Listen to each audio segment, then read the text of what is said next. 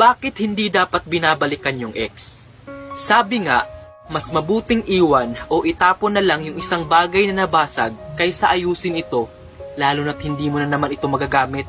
Learn to let go. Pag iniwan ka na ng isang tao at pag bumalik yan sa'yo, for sure hindi na yan totoo. Hindi lahat ng bumabalik ay nagbabago. Yung iba, nagiging kampante silang bumalik para ulit-ulitin ang mga bagay na naging dahilan ng paghihiwalay nyo. Kasi alam nila na yung mga ginagawa nila ay parang baliwala lang sa'yo.